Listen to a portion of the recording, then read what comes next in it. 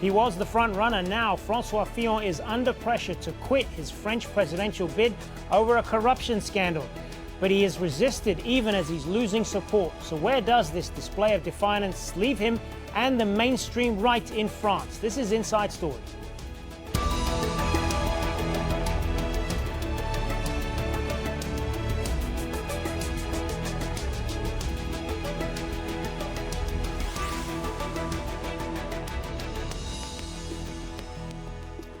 Hello, welcome to the program. I'm Hazem Sika. Defiant until the end, Francois Fillon is vowing to stay in the election race despite a scandal that could end his dreams of becoming France's next president. He was once the front runner, but Fillon could now face a formal investigation for misuse of public funds over his wife's pay. Penelope Fillon says she did carry out parliamentary work for her husband, for which she was paid, and says everything was legal and declared. But despite a string of resignations and calls for him to quit, the former Prime Minister says he is pushing on. Cette campagne est un étrange combat. This campaign is a strange fight. You are courageous. They want to intimidate you. I am being attacked, but through me, what they look to defeat is the recovery of the nation, and it is a will for change of which each of you is a representative. So I am asking you, don't abdicate, never renounce. Your commitment must continue. All this strength that you have gathered must not stop. France needs you. Well, Francois Fillon's popularity has plunged in recent weeks. Polls suggest 71% of French voters want him to withdraw from the election. Now, the latest presidential polls show far-right leader Marine Le Pen ahead with 27%, independent centrist Emmanuel Macron at 24%, Fillon third at 19%, and socialist Benoît Hamon 15%. Let's bring in our guests now to talk more about this. Joining us from Paris, we have Ranaud Girard, French journalist and chief foreign correspondent at Le Figaro newspaper. And in Toronto, Remi Piet. He is a research associate at the University of Miami and is joining us via Skype. Good to have you both with us, gentlemen. Ranaud Girard, what do you think of Mr. Fillon's prospects right now? Is it looking inevitable at this point that he's going to have to step down, or will he push on regardless? Okay, you have to understand that legally he doesn't have, he's the president of the party, he won the primary by a huge majority. He's the legitimate and the legal candidate of the right-wing party, Les Républicains. This is a legal point. Politically, you have a lot of people demonstrating in his favor in the Trocadéro, which is a square in Paris overlooking the Seine River, facing the Eiffel Tower. So politically is not dead yet. So it's true that he has been betrayed by so many pundits, so many MPs, so many people from his own party. But it doesn't mean that he will lose. It doesn't mean, I mean, you know, it's a very volatile situation. It's a situation, it's a presidential, we never had such a presidential in France. It's a presidential election, which is the main election in France, where you can have something very new happening, which is the disappearance of the two major political parties that have run France for the last 50 years. I am speaking of the traditional right, more or less inherited from de Gaulle, and the Socialist Party. And in the polls that you have quoted in the beginning of this program, I mean, you have seen that the two contenders, which are like in the leading position, Marine Le Pen and Emmanuel Macron, do not belong to these two parties. It's like if you had an election in America where the leading contenders would not belong to the Democratic Party or the Republican Party. So it's a huge revolution, a huge I don't know, a thunderstorm happening in France.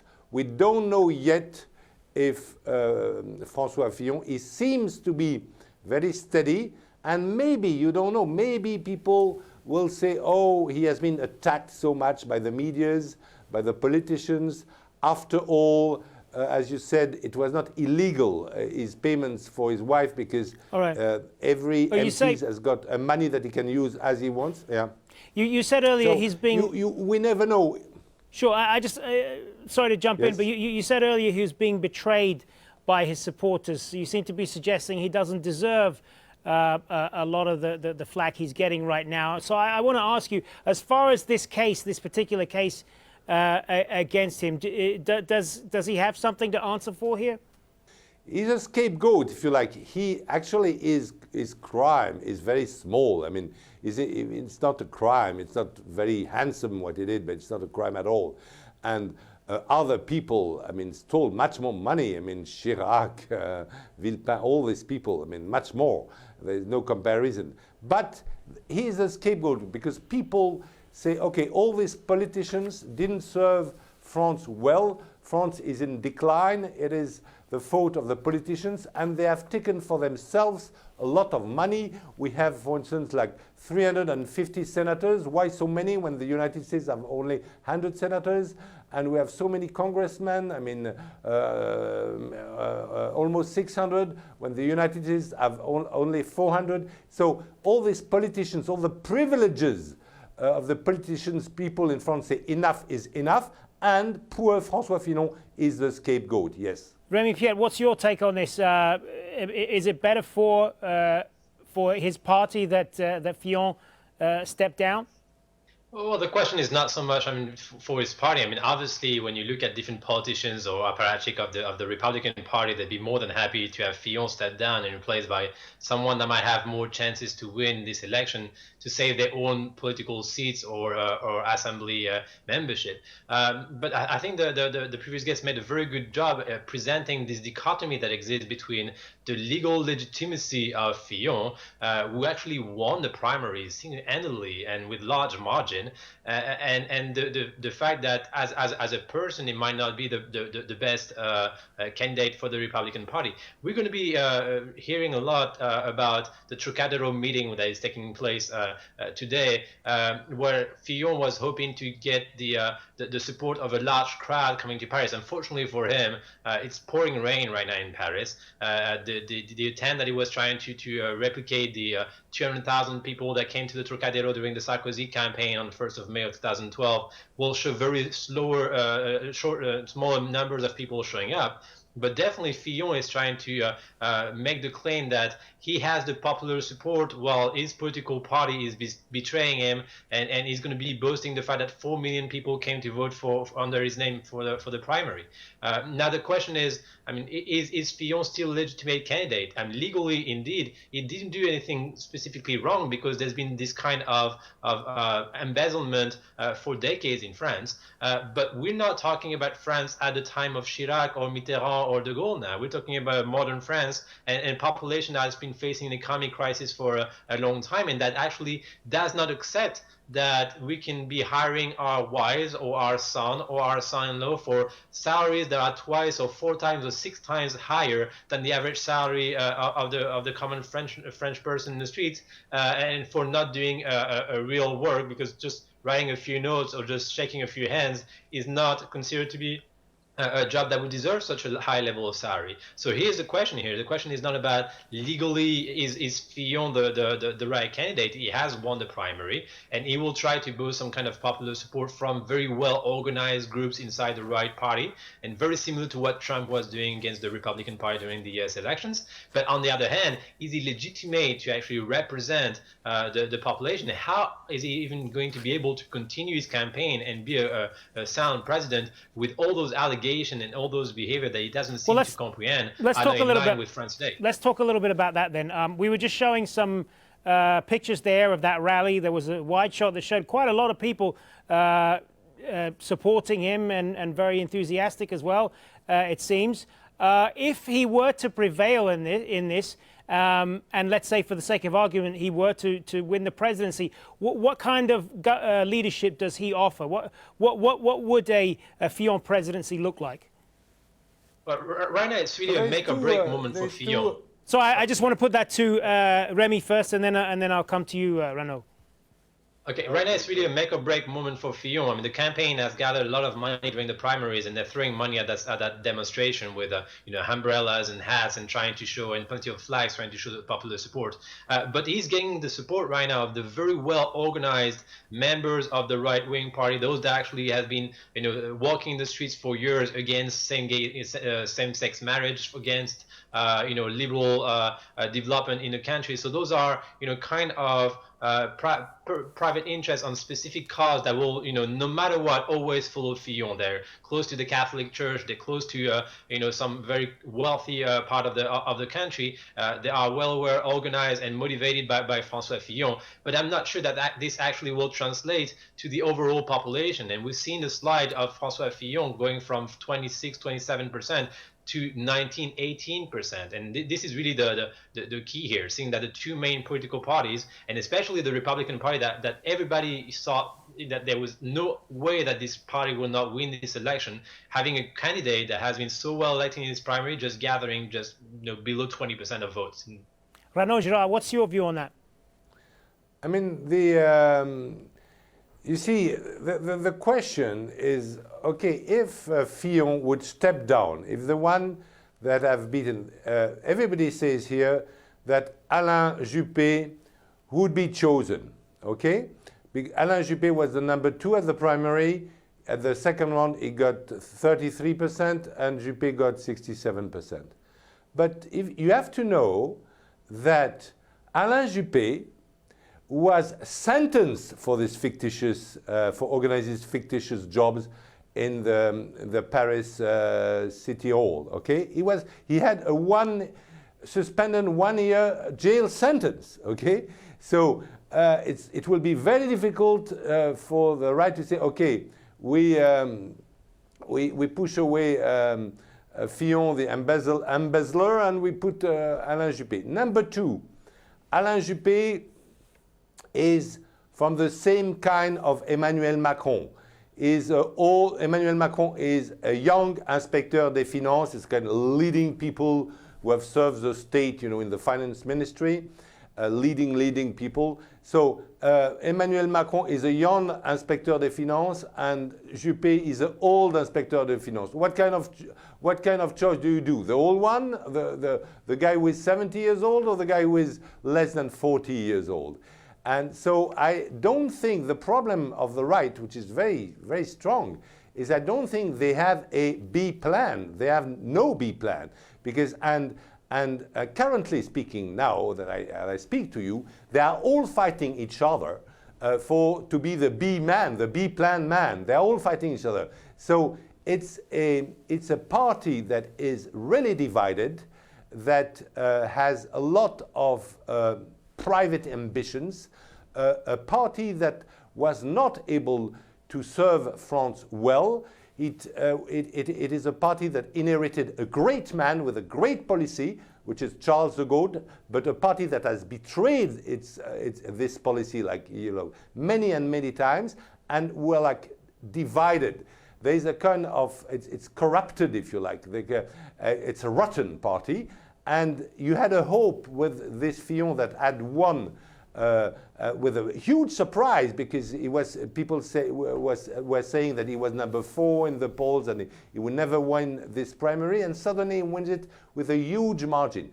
They can be, I don't know, of course, I cannot predict the future. All right. But you can have a renaissance, like a phoenix, from Fillon. It will depend on him, the way he speaks. He has been very clumsy up to now. I want to broaden this out if I can, and talk about some of the other candidates. Before I do, I want to talk about the issues as well. Remi Piet, what in your mind are the things that matter most to French voters in 2017? What are the fundamental issues that are driving this particular campaign? Well, that's what is very interesting in this specific election, is that there were a series of important social and economic issues that were supposed to be discussed, with key arguments by different political candidates, and all this is actually swept under the rug by discussions only about corruption and about candidates, whether or not they're legitimate to be present or could be elected. So right now we're only 7 weeks away from the elections, and the key questions of what kind of policy should be implemented after the elections are actually not even really addressed by the different candidates. They keep being asked about whether or not Fillon should be present. In terms of economy, we have right now, and that's what's quite interesting. We have a series of 4 to 5 candidates that are able to gather at least 10% of the votes, and are all presenting something very different in terms of economic and political agenda. You have Le Pen, which keeps pushing forward with her retrograde decisions of getting out of the European Union, where the first losers will be the French citizen, losing right away maybe 20 or 30% of his savings, because the money would just plummet if we move away from the euro. You have this kind of the same discourse from the extreme left, and you have then 3 different candidates. Benoît Hamon, which his chances as a representative of the Socialist Party are also quite limited, because his party is extremely exhausted by 5 years of administration of Hollande and no popular support to his cause. You have François Fillon, which was supposed to win by double digit, maybe even this election when he first won the primary. And then you have the newcomer Emmanuel Macron, who is this 39-year-old politician that did come from the best schools in France, and also went to work as a corporate banker for a few years, 4 to 5 years, and that seemed to try to gather this hope of maybe a younger generation, and also people that are fed up with the Socialist Party or Republican Party. They want something else. They want a third way, and they do not want to go for Le Pen. And what's happening right now in this election is that you have the 2 now front runners, Macron and Le Pen, which are not coming from the classical cradle of politics in France that have created the presence of the last 60 to 70 years. In terms of policy, they provide absolutely different agenda. One of them is very pro-European, which is Emmanuel Macron. The other one is very nationalistic, xenophobic, which is Marine Le Pen, and this is those agenda would deserve to be discussed to explain to the French population why one might be better than the other. All right, Ranaud Girard, there seems to be this populist wave that is sweeping through a number of countries in the West right now. We saw it in the United States with Trump. We saw it in the UK with the Brexit vote. We've seen it elsewhere in Europe. How does this fit into France's politics, particularly with the issues of immigration and security, with the terrorist attacks? How do the various candidates differ on those issues, and how much is it going to dominate this election? Of course it will dominate, because Marine Le Pen is much tougher on immigration and on national issue to protect the French workers, and she's less free market than Emmanuel Macron. Emmanuel Macron is more open borders, but more, open international capitalism, if you like. And he worked for the Rothschild bank, And Marine Le Pen is more nationalist. I want to protect the French workers. I don't want foreigners to come to France to steal the jobs of the French. And I am anti-Europe. Why France, with a founder of Europe, where the French population was so attached to Europe? France is, of course, a founder of Europe. Why they're against? Because you had several failures of Europe that the French do not understand. There was one, the first one is the agenda of Lisbon, in March 2000. In Lisbon, in Portugal, there was a summit. They said that Europe will become the biggest new economy of the world, based on knowledge economy and so on, internet and so on. And it did not happen. It happened in California. It didn't happen in Europe. They failed. They failed to explain, to give us a constitution that everybody understands. Europe failed to give a good answer to this economic crisis which came from the United States of America in 2008, when Europe had no responsibility at all in this subprimes crisis. There is no subprimes in Europe, though there was this huge crisis, and no European leader was able to explain to the people what they would do and how they would fight this crisis. The only European true leader in Europe today is the director of, who is not elected, the director of the central bank, Mario Draghi. But you know, the president of Euro, who is called Tusk, is not going to be president anymore because his own government, the Polish government, is against him. So it's a huge institutional mess. And of course, Europe was not able to anticipate after, you know, you had this Arab Springs in 2011, and the migrants crisis came only 4 years later. And in 4 years, they were not able to anticipate this crisis, to take measures, to understand what was happening, though there is a European service. So it's why people are more and more disappointed by Europe, especially the fact that they see that all the jobs are going to Asia, to China, and so on, and that Europe does not protect. They feel that Europe does not protect the citizens. So, Remi, so you have a lot of people in the countryside or in the suburbs of the city who are not profiting from globalization, and they are the ones who vote for populist parties. Remi Piet, we do seem to be seeing a kind of fundamental realignment of French politics here. There is a real possibility, isn't there, of a runoff that will consist of Marine Le Pen and Emmanuel Macron, neither of whom are from the two main political parties that have dominated politics in France for decades. Absolutely. I mean, if that would be the case, just imagine we have a National Assembly of more than 500 deputies or congressmen, and Emmanuel Macron has just created his party, so he doesn't have a congressman officially under his banner, and Marine Le Pen just has two. So basically, you would have the whole establishment, the whole political establishment that would not be aligned behind any of the two candidates. We're looking at a situation which is an absolutely new situation in France, where none of the two parties might be present in the second round. There was already a chaos in 2002 when the Socialist Party was not in the second round, and we call it, you know, like a deflagration in French politics. But here, that would be even of great magnitude, trying to redefine the very structure of political parties and the very structure of establishment in France. That might actually be something fairly good. Also, getting getting rid of this constant discourse of the National Front, saying that we have to get rid of the socialists, the Republican. Well, basically, that's what might happen without having to fall into the hands of the National Front. If we're talking about embezzlement, if we're talking about corruption, we're talking about a series of judiciary issues. Marine Le Pen has her own scandal that are present in this campaign. She refused to go and see the judge 2 days ago. She has been accused of embezzlement of European funds for her own political campaign and political party. So if this campaign turns into who is corrupting and who is new, and maybe we missed some information about Emmanuel Macron and about the depth of his program, but if it's looking at corruption issues, then Marine Le Pen has a lot of worries to be had because she will not be able to gather behind her name this aspiration for a new kind of clean establishment, if I dare to say so.